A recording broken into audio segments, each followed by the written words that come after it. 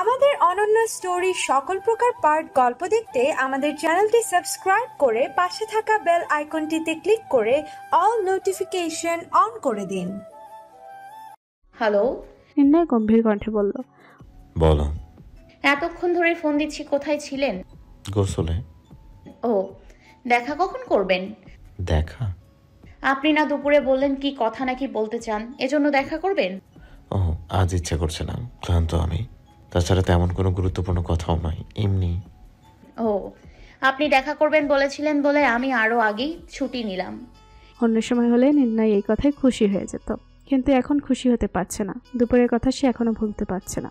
এরপর নিবেদিতার অবহেলাটুকুও তার বরদাস্ত হয়নি। নির্ণয় বলল, এটা আমাকে আগে ফোন করে বলা যায়নি? ইদানিং কাজের খুব চাপ, ভেবেছিলাম একেবারে বের হয়ে আপনাকে কল করব। বের হয়েছো? না, হব। ওকে, সাবধানে যেও। নিবেদিতার মনটা কেমন যেন খারাপ হয়ে গেল। সে ভেবেছিল নির্ণয় হয়তো আসবে। মন খারাপ লুকিয়ে বলল, কাল আপনি ফ্রি হবেন কখন? কেন? মিধাত ভাইয়া এসেছে ডেনমার্ক, তাহলে কাল 3 জন দেখা করতে পারতাম। নির্ণয় ভুরু কুচকে বলল, কোন মিধাত? ভাইয়ার বন্ধু, লন্ডনে যে থাকে, ছোট মামার বিয়েতে এসেছিল, গান গাইলো যে। ও হ্যাঁ, মনে পড়েছে। তার সঙ্গে কি দুপুরে কথা বলছিলে? হ্যাঁ। সে তোমাকে প্রাণ ডাকে? হ্যাঁ। নির্ণয় থমকে গেল। এরকম নিক নেমকে কাকে দেয় বুঝতে বেগ পেতে হলো না নির্ণয়কে। এই বিষয় নিয়ে তার আর কথাও বলতে ইচ্ছে করছে না। সে গম্ভীর হয়েই বলল, কাল অফিস ছুটির পর তোমার বেকারের পেছনের কফি শপে থাকবো। মেধাতকে নিয়ে চলে এসো। ঠিক আছে, রাখলাম। বলে খুট করেই কল কেটে দিল নির্ণয়। মেধাত যেমনটা পরিকল্পনা করে ডেনমার্কে এসেছিল তেমনটা হলো না।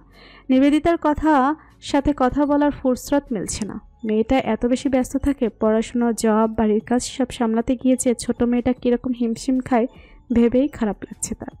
রাতে বাসায় ফিরে নিবেদিতা তাকে কল করেছিল। রান্না করতে করতেই কথা বলছিল মিধাতের সাথে। পরের দিন দেখা করার কথাও বলল, আর এটাও বললো যে মিধাতের জন্য একটা সারপ্রাইজ আছে। কিন্তু কি সারপ্রাইজ আছে সেটা বলেনি। মিধাত ক্লু চেয়েছিল, নিবেদিতা কোনো ক্লুও দেয়নি। সন্ধ্যায় সারপ্রাইজ দেবে বলে জানিয়েছে।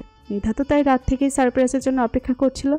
সকালে চলে গিয়েছিল নিবেদিতার ভার্সিটির সামনে। ওখানে একবার দেখা করে নিজের মতো কোপেনহেগেন শহর ঘুরে বেরিয়েছে, খাবার খেয়েছে। মৌটুসিও নিবেদিতার জন্য যা ভালো লেগেছে কিনেছে, আর অপেক্ষা করছিল কখন সন্ধ্যা হবে। বিশেষ করে সে সারপ্রাইজের জন্যই মুখিয়েছিল। নিবেদিতার আগে কফি শপে এসে অপেক্ষা করছিল নির্ণয়। ওর 5 মিনিট পরে নিবেদিতা এলো। নিধাত এখন আসেনি। নির্ণয় থমথমে মুখে বসে আছে। নিবেদিতা চেয়ার টেনে বসতে বসতে বলল, কখন এসেছেন? মাত্রই। মেধাত কোথায়? আসছে, সারাদিন বেচারা আজ একা একাই কোপেনহেগেন পার্কে ঘুরেছে। বিকেলে হোটেলে ফিরে ঘুমিয়ে পড়েছিল, তাই আসতে একটু লেট হচ্ছে। চলে আসবে, বেশি সময় লাগবে না। রাগে ক্ষোভে ভেতরে ভেতরে ফেটে পড়লেও বাইরে থেকে স্বাভাবিক থাকার চেষ্টা করছে নির্ণয়। সে কোনো রকম ভনিতা না করেই শান্ত কণ্ঠে বলল, মেধাতের সাথে তুমি সম্পর্কে আছো? নিবেদিতা বিস্মিত হয়ে বলল, কি? আমি স্পষ্ট বাংলাতেই প্রশ্নটা করেছি নিবেদিতা। কিন্তু এমন প্রশ্ন করার মানে বুঝতে পারছি না, শক্ত কণ্ঠে বলল নিবেদিতা। না বোঝার কারণ? অনেক কিছুই। আপনার কেন মনে হলো আমি তার সাথে সম্পর্কে আছি? এটা তো আমার প্রশ্নের উত্তর হলো না, তুমি উল্টো প্রশ্ন করলে। হ্যাঁ, আমার উত্তর দেওয়ার আগে আপনার উত্তরটা জানা জরুরি। ওর সাথে সম্পর্কে যাবে বা আছো তা তো স্পেসিফিকভাবে বলা সম্ভব নয় আমার পক্ষে। তবে দিন শেষে প্রতিটা মেয়ে বোধ হয় একটা শক্ত খুঁটি খোঁজে। মেধাত নিঃসন্দেহে সেই শক্ত খুঁটি হতে পারে। ভালো ক্যারিয়ার আছে ওর, ভালো পরিবার আছে, লন্ডনে সেটেলড। এছাড়া আমার প্রতি একটা বিরূপ মনোভাব বা যে কষ্টটা আমার দ্বারা পেয়েছো তা থেকে মুক্তির জন্য হলেও মেধাদের সাথে সম্পর্কে যেতে পারো। নিবেদিতা অবাক হয়ে নির্ণয়ের দিকে তাকিয়ে আছে।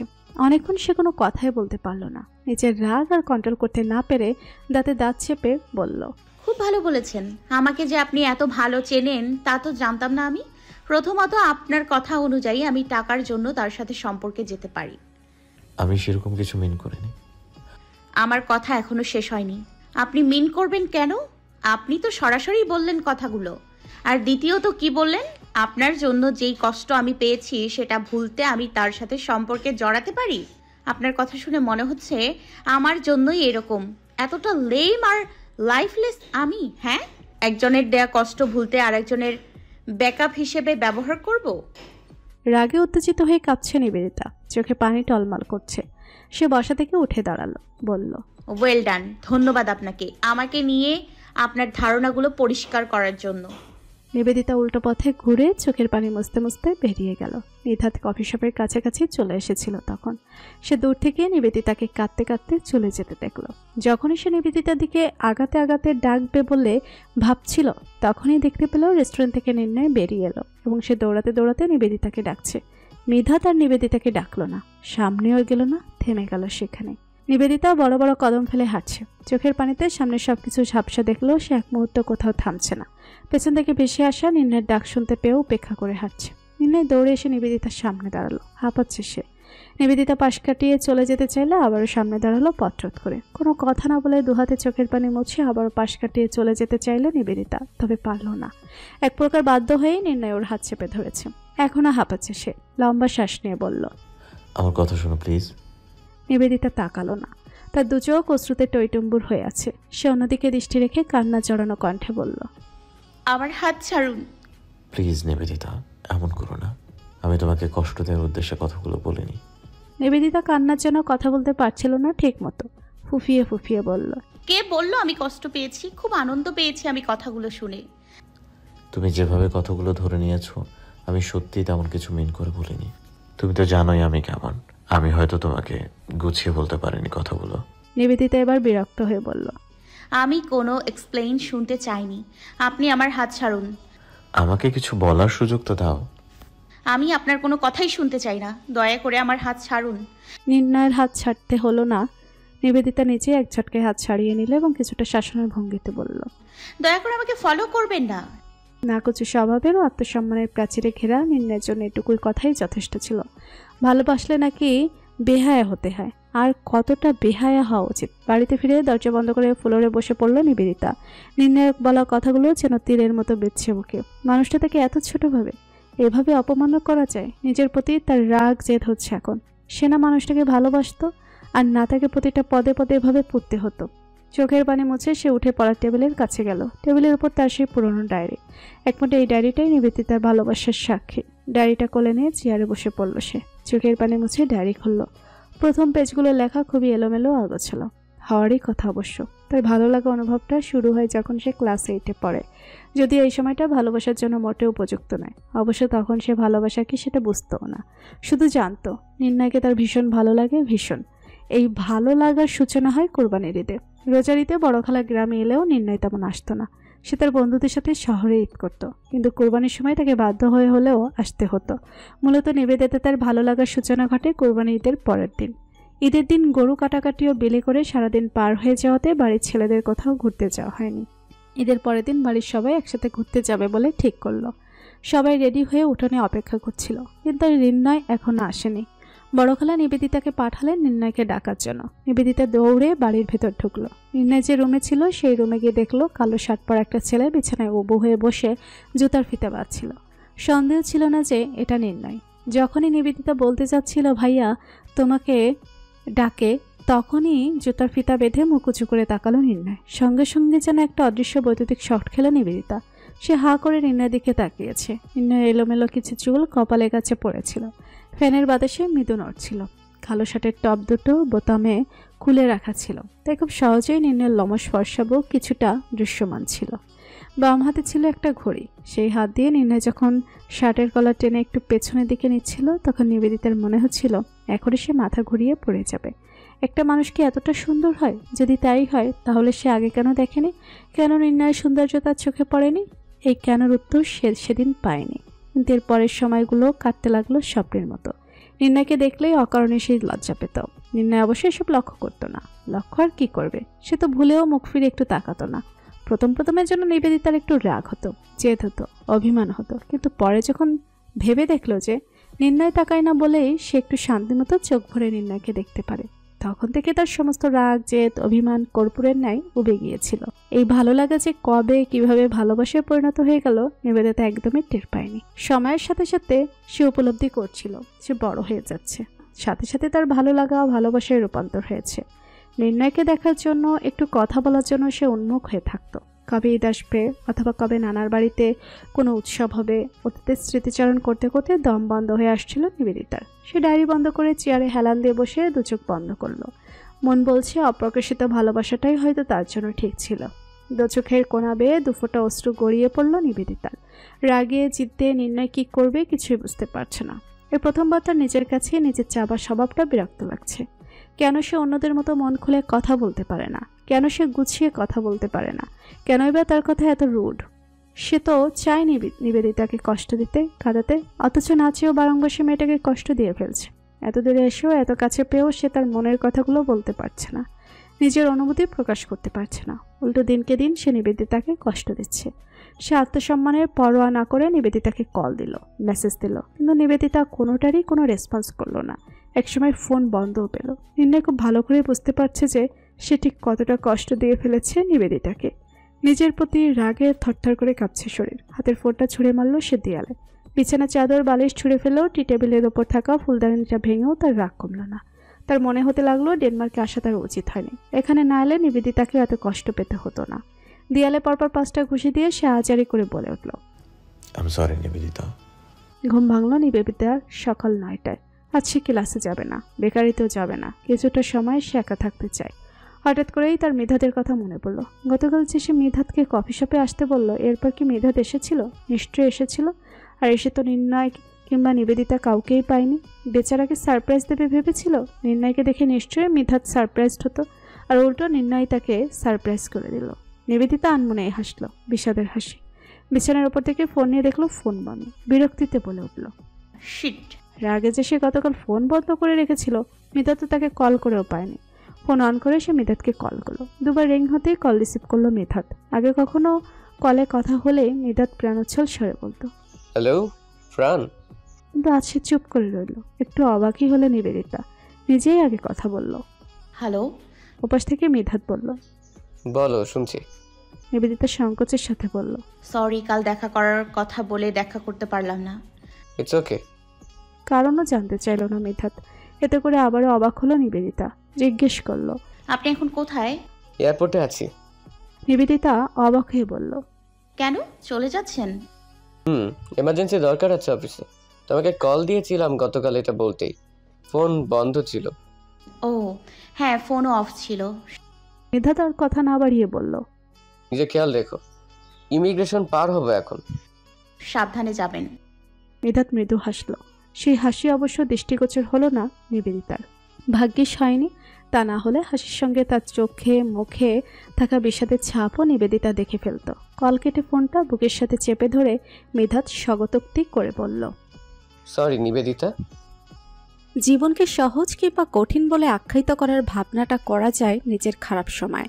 তখন ভাবার মতো যথেষ্ট সময় না থাকলেও সময় আপনা আপনি বের হয়ে যায়। নতুবা জীবন নিয়ে আমাদের এত ভাববারই বা সময় কোথায়? খারাপ সময়টাই উপযুক্ত সময় জীবনকে নিয়ে ভাবার জন্য। এই ভাবনা শেষে কখনো মন শক্ত হয়, কখনো বা ভেঙে পড়ে, আবার কখনো বুক চিরে বেরিয়ে আসে ভারী দীর্ঘশ্বাস। কখনো মনে হয় এই সময়টা আমি পার হতে পারবো, আবার কখনো মনে আমি ভীষণ একা। এই সংগ্রাম, এই লড়াই আমার জন্য নয়, আমি আর পারছি না। আচ্ছা, ভালোবাসা শব্দটার এত জোর কেন? এত প্রভাব কিভাবে সে একটা মনুষ্য জীবনে ফেলতে পারে? নিজের পরিবার, নিজের লাইফ, ক্যারিয়ার সমস্ত কিছু কেন তুচ্ছ হয়ে যায় এই ভালোবাসা নামক শব্দটার কাছে? কেন? নিবেদিতা উত্তর খুঁজে পায় না। এত ভাবনা চিন্তার পর তারও বুক থেকে কেবল ভারী দীর্ঘশ্বাসটাই বেরিয়ে এলো। চেয়ারে হেলান দিয়ে বসল সে। দৃষ্টি দূরে থাকা ঝকঝকে পরিষ্কার আকাশ পানে স্থির। একঝাঁক পাখি কি সুন্দর মনের আনন্দে দল বেঁধে উড়ে বেড়াচ্ছে। তাদের গন্তব্য স্থান কোথায়? নিবেদিতা বিষয়টা নিয়ে আর ঘাটালো না। পাখিদের দল বেঁধে উড়ে যাওয়া দেখছে চুপচাপ। 3 দিন সে ক্লাসে যায়নি, বেকারিতেও যায়নি। সাবিহার সময় করে একবার দেখা করতে এসেছিল। সে ভেবেছিল নিবেদিতা হয়তো অসুস্থ, মন খারাপ দেখে একবার ঘুরতে যাওয়ার কথাও বলেছিল। নিবেদিতার শরীর খারাপের অজুহাত দেখে ঘুরতেও যায়নি। তবে সাবিহা যথেষ্ট চেষ্টা করেছে নিবেদিতার মন ভালো করার। সে পলকে কল দিয়ে অনেকগুলো খাবার দাবার আনিয়ে একটা সুন্দর বিকেল কাটিয়ে গেছে। স্বীকার করতে অসুবিধা নেই যে ওইটুকু সময় নিবেদিতার আসলেই ভালোই কেটেছিল। এই 3 দিন যখন যখন বাড়িতে কথা বলার সময় হয়েছে শুধু তখনই ফোন ওপেন করতো নিবেদিতা। কথা বলা শেষ করে বাকিটার সময় আবার ফোন বন্ধ করে রাখতো। এখনও সে রুমে গিয়ে বিছানার ওপর থেকে ফোন নিয়ে আবার বারান্দায় এলো। নাসিমা বেগম ভিডিও কল দিল। কল রিসিভ করে নাসিমা বেগম প্রথমেই জিজ্ঞেস করলেন, তোর ফোন বন্ধ কেন? চার্জ ছিল না। মিথ্যা বলল নিবেদিতা। আমি যখনই ফোন দিচ্ছি শুধু বন্ধ পাচ্ছি। আসলে মা ফোনে যেন কি হয়েছে ঠিক করা লাগবে। ওহ, টাকা আছে নাকি? পাঠাবো? আছে। লাগলে বলিস, এখন তো খরচ তেমন নিচ্ছিস না। তুই চলিস কিভাবে? ওই তো পার্ট টাইম জবের টাকা দিয়ে হয়ে যায়। আর যাসনি? কেমন যেন জ্বর জ্বর লাগছে, তাই ছুটি নিয়েছি। এবারও মিথ্যে বলল নিবেদিতা। নাসিমা বেগম অস্থির হয়ে শুধালেন, বলিস কি? বেশি জ্বর? ডাক্তার দেখিয়েছিস? ওষুধ খেয়েছিস? মায়ের অস্থিরতা দেখে হেসে ফেলল নিবেদিতা। বলল, আস্তে মা, তুমি এত অস্থির হয়েও না তো, জ্বর অল্পই। তুই বললেই তো আর আমি চিন্তা ছাড়া থাকতে পারি না। আমি তো মা, মায়ের চিন্তা তুই বুঝবি না। যখন মা হবি তখন বুঝবি। আচ্ছা বাবা, ঠিক আছে। এখন বলো, বাড়ির সবাই কেমন আছে? সবাই ভালো আছে।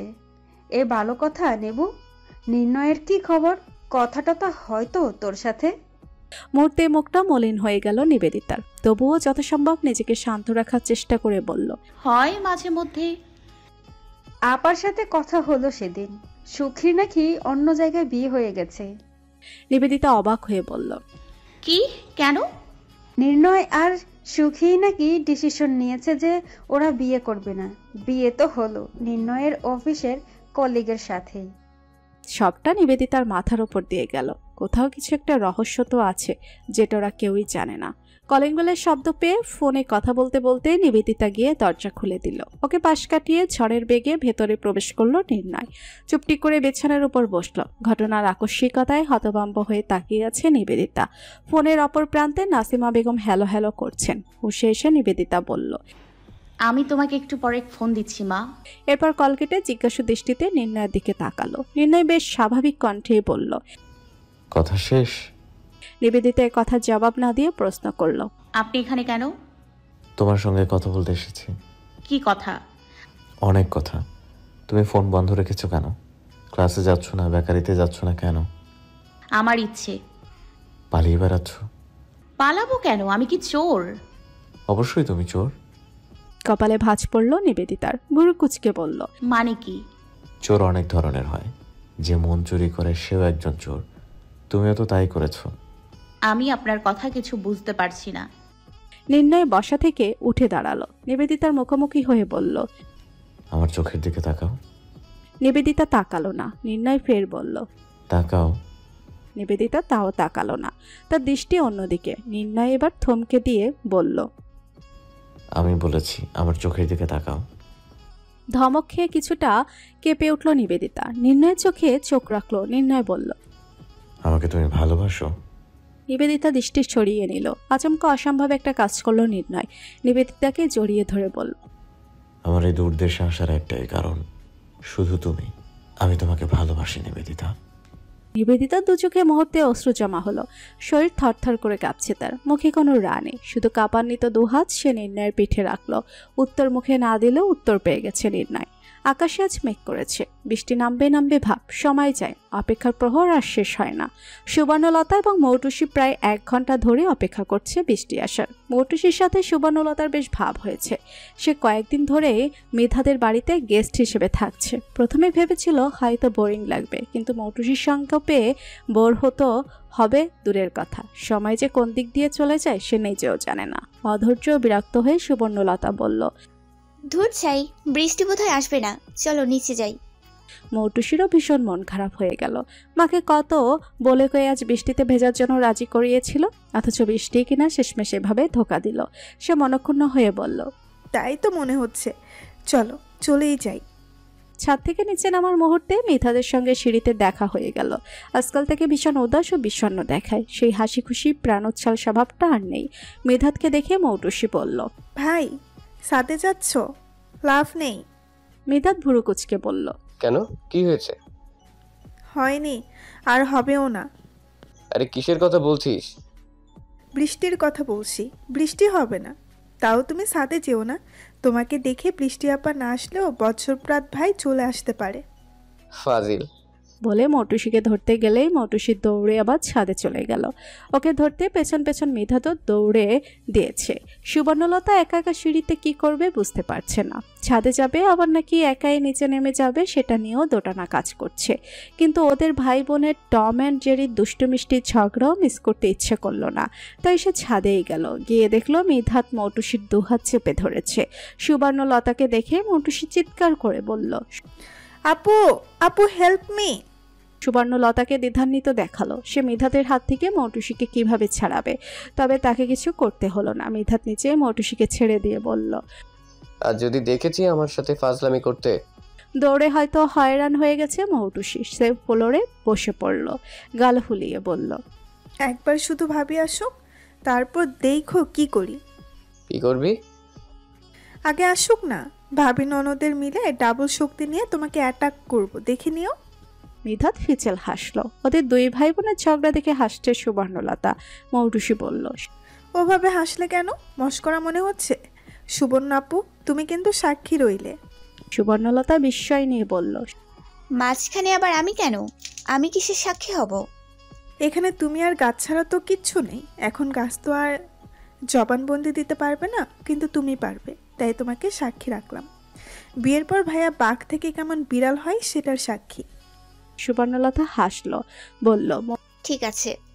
মৌটুসি বসে আছে এখনো। সুবর্ণলতা নীরবতা কাটাতে মিধাতকে জিজ্ঞেস করলো, অফিসে যাননি আজ? মিধাত রেলিংয়ের সাথে হেলান দিয়ে দাঁড়িয়েছিল। প্রশ্ন শুনে বলল, না, ছুটি নিয়েছি। ও, শরীর খারাপ নাকি মন? মিধাত ম্লান হেসে বলল, কেন? এমনিই জানতে চাইলাম, আজকাল আপনাকে উদাস লাগে কেন বলুন তো? যদিও খুব বেশি দিন আপনাকে দেখিনি বা চিনি না।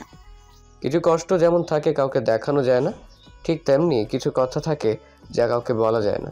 এই কথার পিঠে সুবর্ণলতা বলার মতো আর কোনো কথা খুঁজে পেল না। কেবল ঠোঁট টিপে জোরপূর্বক একটু হাসার চেষ্টা করলো, যদিও এটাকে মোটেও হাসি বলা যায় না। উপরন্তু তাকে অপ্রস্তুত দেখাচ্ছিল। নিবেদিতা বেকারি থেকে কাজ শেষ করে বের হয়ে দেখলো বাইরের বেঞ্চে নির্ণয় বসে আছে। নিবেদিতাকে দেখে এগিয়ে এলো সে। আপনি এখানে? হেসে জানতে চাইল নিবেদিতা। নির্ণয় নিবেদিতার পাশাপাশি হাঁটতে হাঁটতে হাত ধরল, আঙুলের মাঝে আঙুল মিশিয়ে বলল, কেন? আমার আসতে বারণ? ঠিক তা নয়, অফিস শেষ করে বাসার রেস্ট নিতে পারেন। রেস্ট করার জন্য সারা রাত পড়ে আছে, কিন্তু তোমাকে তো আর পরে পাবো না। আজকাল দেখি চুপ থাকা ছেলেটা বেশ কথা বলতে শিখে গেছে। সবই তোমার কৃতিত্ব। নিবেদিতা অবাক হয়ে বলল, কি আমার? আমি আবার কি করলাম? এই যে আমাকে ভালোবাসতে বাধ্য করেছো, মায়ায় ফেলেছো, তোমায় ভালোবেসেই তো আজ আমি এমন। আমি মোটেও ভালোবাসতে বাধ্য করিনি, উল্টো নীরবে দূরে সরে এসেছিলাম। নির্ণয় দাঁড়িয়ে পড়ল, যার দরুন হাতে টান পড়ল নিবেদিতার। সে জিজ্ঞাসা দৃষ্টিতে পিছু ফিরে নির্ণয়ের দিকে তাকালো। নির্ণয় শীতল কণ্ঠে শুধালো, তুমি কিভাবে পারলে দূর দেশে চলে আসতে? তোমার কি একটু কষ্ট হয়নি আমার জন্য? কোথায় যেন পড়েছিলাম, যখন মায়া বাড়িয়ে কোনো লাভ হয় না তখন মায়া কাটানো শিখতে হয়। এজন্যই ভেবেছিলাম দূরে সরে আসলে হয়তো আপনাকে ভুলতে পারবো। তাই বলে এতটাই দূর থেকে যে দেশ ছেড়ে চলে আসলে? তাতে আর বিশেষ লাভ কি হলো? যার জন্য দেশ ছেড়েছিলাম সে তো এখন আমার চোখের সামনেই। চলে যাব? যেতে পারবেন? পারবো, তবে তোমাকে সাথে নিয়েই। একা এসেছি, কিন্তু যাবো দোকা। নিবেদিতা হেসে বলল, এখন তাহলে আমরা হাঁটি? ও হ্যাঁ, চলো। মেট্রোতে উঠে দুজন পাশাপাশি বসলো। নিবেদিতাকে ভীষণ ক্লান্ত দেখাচ্ছিল। নির্ণয়ের মাথা নিজের কাঁধের উপর রেখে নিবেদিতার হাত নিজের হাতের মুঠোয় নিল। মনে মনে হাসলো নিবেদিতা। অনেকক্ষণ চুপ করে থেকে নির্ণয় ডাকলো, নিবেদিতা। নিবেদিতা চোখ বন্ধ করে বসেছিল। তার ভীষণ ঘুম পাচ্ছে। সে জড়ানো কণ্ঠে বলল, মিধাদের সাথে আর কথা হয়েছিল? নিবেদিতা চোখ মেলে তাকালো, দীর্ঘশ্বাস নিয়ে বলল, না। কেন? এমনি। I am sorry again. Sorry কেন? সেদিন তোমাকে হার্ট করে অনেক বলে ফেলেছিলাম। আসলে মিধাত তোমাকে এমন ভাবে প্রাণ বলে রেখেছিল যে আমি ভেবেছিলাম তোমরা রিলেশনশিপে আছো। নিবেদিতা নির্ণয়ের কাঁধ থেকে মাথা উঠিয়ে হাত জড়িয়ে ধরে বলল, আমাদের সমস্যাটা এখানেই। আমরা যা শুনি যা দেখি তৎক্ষণাৎ সেটাই বিশ্বাস করে ফেলি, অথচ আমাদের জানার এবং দেখার পেছনেও অজানা কোনো গল্প থাকতে পারে। আর উনি আমাকে আরো আগে থেকে প্রাণ বলে ডাকেন। কিন্তু কেন? নিবেদিতা নাকি অনেক বড় নাম, তার এত বড় নাম ডাকতে ইচ্ছে করে না, এই জন্য। আচ্ছা, একটা কথা বলি। শিওর। বাই এনি চান্স মিধাত কি তোমাকে পছন্দ করে কিংবা ভালোবাসে এমন কিছু? আরে না, কি বলেন এসব? সে এমন না, বলতে পারেন সে একজন ভালো শুভাকাঙ্ক্ষী এবং খুব ভালো মন মানসিকতার একজন মানুষ। নির্ণয় ছোট করে বলল। তার ভেতরকার মন বলছে নিবেদিতা না জানলেও সে জানে যে মিধাত নিবেদিতাকে ভালোবাসে। আবার কে জানে, তার জানাতেও হয়তো কোনো ভুল থাকতে পারে। ওরা মেট্রো থেকে নেমে এবার বাড়ির পথে হাঁটা ধরল। নিবেদিতা নির্ণয়ের হাত ধরে রেখেছে। নির্ণয় বলল, ওই বলের থেকে পারলে একটু দূরে দূরে থাকো তো। কেন? সে আবার কি করেছে? কিচ্ছু করেনি, কিন্তু তোমার পাশে তাকে আমার একদম পছন্দ না, হিংসা লাগে। নিবেদিতা বিস্মিত হয়ে শুধালো, আপনি হিংসাও করতে পারেন? উফ নিবেদিতা, মজা নিও না তো। হিংসা লাগলে আমি কি করব? আমি কেমন ছিলাম তোমার জন্যই তো হয়েছি। সব দোষ এখন নিবেদিতা ঘোষ। বাড়ির সামনে এসে নির্ণয় বলল, এত তাড়াতাড়ি চলে এলাম? তাড়াতাড়ি? আমি একা আসলে আরো দ্রুত আসি, আজ তো অনেক সময় নিয়ে আসতে হেঁটেছি। তবুও মনে হচ্ছে সময় অনেক দ্রুত চলে গেল। অবশ্যই তুমি পাশে থাকলে সময় কোন দিক দিয়ে চলে যায় বলাই মুশকিল। আরে বাহ, আপনি যে এত রোম্যান্টিক তা তো জানতাম না। আর আমি কিনা ভাবতাম আপনি কাঠখট্টা স্বভাবের। ভুল ভাবনি, আগে আমি কাঠখোট্টা স্বভাবেরই, তবে সেটা তুমি ছাড়া পুরো দুনিয়ার কাছে। আর রোমান্টিকের কতটুকু দেখলে? বিয়েটা হোক শুধু। নিবেদিতা লজ্জা পেয়ে গেল এই কথায়। এই ছেলে তো প্রেমে পড়ে এখন লাগামহীন কথাবার্তাও বলা শিখে গিয়েছে, নাকি সে আগে থেকেই এমন? নিবেদিতা তাকে ভুল চিনত। অবশ্য আগে তো আর নিবেদিতার সাথে তার প্রণয়ের সম্পর্ক ছিল না, এখন সে নির্ণয়ের প্রেমিকা। সুতরাং এজন্যই রোমান্টিসিজম রূপটা এখন বের হচ্ছে। সে লজ্জা এড়িয়ে যেতে বলল, আচ্ছা এখন তাহলে বাড়িতে যান, আমিও ভেতরে যাচ্ছি। দাঁড়াও। নিবেদিতা জিজ্ঞাসু দৃষ্টিতে তাকালো। ওই দেখো চাঁদ। আঙুল দিয়ে আকাশের দিকে ইশারা করে দেখালো নির্ণয়। নিবেদিতা আকাশের দিকে তাকিয়ে বলল, কই আমি তো দেখ। কথা সম্পূর্ণ করার আগে নির্ণয় নিবেদিতার গালে চুমু দিয়ে বলল, আকাশের চাঁদ আজ মেঘের আড়ালে, আর আমার চাঁদ চোখের সামনে। ভালোবাসি তোমাকে নিবেদিতা। সকাল সকাল তুবার ফোন পেয়ে ঘুম ভাঙলো নিবেদিতার। ভিডিও কল রিসিভ করতেই তুবা ক্রন্দনরত কণ্ঠে বলল, নিবু রে নিবু, আমার কি হবে রে? নিবেদিতার চোখে তখনও রাজ্যের ঘুম বিরাজ করছিল। সে চোখ কষলে বলল, কি হয়েছে? বাড়িতে আমার বিয়ের কথাবার্তা চলছে। এটা তো ভালো খবর, তুই কেন কাঁদছিস? কেন কাঁদছি মানে? আমার বিয়ে হয়ে যাবে আর আমি কাঁদবো না? হ্যাঁ কাঁদবি, কিন্তু বিয়ের দিন এখনই কেন? আমার এখনই কান্না পাচ্ছে, তো কি করব? কান্না পেলে কান্না কর, আমি এখন ঘুমাবো। সারা রাত জেগে পড়তে হয়েছে, এখন একটু না ঘুমালে পরীক্ষা দিতে পারবো না। তুবা কান্না থামিয়ে বলল, তোর আজকে পরীক্ষা আছে নাকি? আজ নেই, কাল আছে। তাহলে এত ঘুম কিসের? সময় তো আছে আরো। বেকারিতে তো যেতে হবে। ওহো আচ্ছা নিবু শোন, তুই আর নির্ণয় ভাইয়া কিন্তু বিয়ের 1 সপ্তাহ আগেই চলে আসবি আমার বিয়েতে, হ্যাঁ? নিবেদিতা ভুরু কুচকে বলল, বিয়ে কি ঠিকও হয়ে গেছে নাকি? তুবা একটু লজ্জা পেল, মাথা নুয়ে বলল, না কিন্তু হয়ে যাবে মনে হচ্ছে। ওরা আমাকে দেখে খুব পছন্দ করেছে, বুঝলি? বুঝলাম, কিন্তু ছেলেকে গ্রামের কেউ? হ্যাঁ, চেয়ারম্যানের ভাতিজা, লন্ডন থাকে, বিয়ে করে আমাকেও নিয়ে যাবে। তাহলে তো খুবই ভালো, রাজ কপাল তোর। তুবা বিষণ্ণ বদনে বলল, কিন্তু আমার একটু মনও খারাপ। কেন? ছেলে তো খুব সুন্দর আছে। কি যেন নাম? রাদিন না? অনেক আগে দেখেছিলাম যদিও। ভাইয়া তো লন্ডনেই পড়াশোনা করেছে। হ্যাঁ, নাম রাদিনী। দেখতে এখন আরো বেশি হ্যান্ডসাম হয়েছে। এমন একটা ছেলে আল্লাহ আমার কপালে লিখে রেখেছে, এটা ভাবতে আনন্দে নাচতে ইচ্ছে করছে, জানিস? তাহলে আবার মন খারাপ কেন? মন খারাপ এজন্যই যে আমার ক্রাশও তো লন্ডনেই থাকে। নিবেদিতা বুঝতে না পেরে বলল, ক্রাশ? তোর ক্রাশ কে? আরে ভুলে গেলি নাকি? মিধাত ভাইয়ার কথা বলছি আমি। স্বামী নিয়ে ক্রাশের শহরেই থাকবো, বিষয়টা দুঃখের না বল? তোর মিধাত ভাইয়াকে পছন্দ নাকি? ক্রাশ তো পছন্দের মানুষ, থাক ব্যাপার না। আমার হবু স্বামীও কম সুন্দর না। নিবেদিতা হাসলো। তুবা বলল, ঠিক আছে, তুই তাহলে এখন একটু ঘুমিয়ে নে, পরে ফ্রি হয়ে ফোন দিস। ঠিক আছে। এই নিবু শোন শোন, কি? মিধাত ভাইয়াকেও তো বিয়েতে দাওয়াত দেওয়া উচিত, তাই না? দাওয়াত দিলে কি আসবে? কি জানি, দিয়ে দেখতে পারিস। তোর কাছে ফোন নাম্বার আছে? আছে। ঘুম থেকে উঠে নাম্বারটা দিয়ে রাখিস। আচ্ছা। ফোন রেখে নিবেদিতা আবার বালিশে মুখ গুজল। ঘুম নষ্ট হয়ে গেছে। এপাশ ওপাশ করলো কিছুক্ষণ, ঘুম আসছে না আর। এখন না ঘুমালে ঠিকমতো কাজও করতে পারবে না, যন্ত্রণা শেষ নেই। ঠিক তখন আবার ফোনটা বেজে উঠল। ফোনের স্ক্রিনের দিকে তাকিয়ে দেখলো নির্ণয় কল করেছে। ওষ্ঠার মৃদু হাসি ফুটে উঠল। কল রিসিভ করে বলল, হ্যালো। ওপাশ থেকে নির্ণয় বলল, ইস, মরে গেলাম। মানে কি হয়েছে? বুকের ভেতরটা ধুকপুক করছে তোমার ঘুমন্ত কণ্ঠস্বর শুনে। ভালো লাগছে? ভালো লাগছে নাকি? আমার তো খুবই বাজে লাগে ঘুমন্ত ভয়েস। কারণ তুমি যে নিরামিষ, তাই। ও আচ্ছা, আমি নিরামিষ আর আপনি খুব আমিষ, তাই না? অফকোর্স। সন্দেহ আছে কোনো? থাকলে খেয়ে দেখতে পারো। চলে আসবো বাসায়? মেরে ফেলবো একদম। নিবেদিতা শাসনের ভঙ্গিতে কথা শুনে নির্ণয় শব্দ করে হেসে ফেলল। নিবেদিতা ধমক দিয়ে বলল, হাসবেন না, আমি হাসার মতো কিছু বলিনি। আপনি যে এত বদ হবেন এটা আমি কল্পনায়ও ভাবিনি। তাহলে কি ভেবেছিলে তুমি? রোবটের মতো আচরণ করবো তোমার সাথে? অনেকটা ওইরকমই ভেবে রেখেছিলাম। এখন ভাবনা ভুল হলে কি আফসোস হচ্ছে? আফসোস হবে কেন? তাহলে কি ভালো লাগছে দুষ্টু দুষ্টু কথা শুনতে? উফ, আপনি এভাবে কথা পেঁচাচ্ছেন কেন? কারণ তোমাকে রাগাতে আমার ভালো লাগে। আমাকে রাগিয়ে কি শান্তি পান? দূর থেকে তো শান্তি পাই না, কাছে থাকলে পাই। তোমার রাগান্বিত মুখ দেখলেই বুকটা শান্তিতে ভরে যায়। হয়েছে, এত প্রেম দেখাতে হবে না। অফিসে যাননি? যাচ্ছি, গাড়িতে আছি এখন। গতকাল রাতে মাকে ফোন করে আমাদের সম্পর্কের কথাটা বলতে চেয়েছিলাম। পরে আর বলিনি। মা বলল তুবার নাকি বিয়ে ঠিক হয়েছে। তুমি কিছু জানতে নাকি?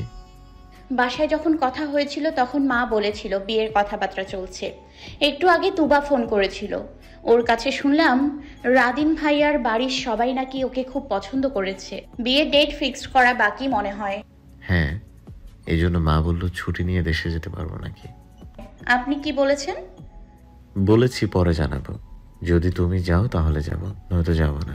তাই ভেবে রেখেছি দেশে গেলে সরাসরি মাকে সম্পর্কের কথা বলে দেব। তুমি যাবে না? এখন ডেটের ওপর ডিপেন্ড করছে যেতে পারবো কিনা। পরীক্ষার পর তো লম্বা একটা ছুটি আছে। ডেট তখন ফেললে যাব, না হলে তো আর কিছু করার নেই। তুমি না গেলে তুবা বিয়ে করবে বলে তো মনে হয় না। তোমাকে পরে ফোন দেবে হয়তো। তুমি যখন যেতে পারবে তখনই হয়তো বিয়ের ডেট ফেলবে। দেখি কি হয়। আপনি নাস্তা করেছেন? হ্যাঁ, বউ তো নেই, তাই নিজেই যা পারি নাস্তা বানিয়ে খেয়ে নিয়েছি। খুব বউ আনার শখ দেখছি। তোমাকে বউ বানানোর শখ? কবে এই সুন্দর চাঁদটা আমার বউ হয়ে আসবে? এই সকালবেলা আপনি চাঁদ পেলেন কোথায়? পেলাম আর কোথায়, আগে বিয়ে তো করি, তারপর না পাবো। আর আমার চাঁদ সকাল বিকাল সন্ধ্যা রাত সব সময় ওঠে আমার চোখের দৃশ্যপটে। নিবেদিতা চুপ করে আছে। নির্ণয় বলল,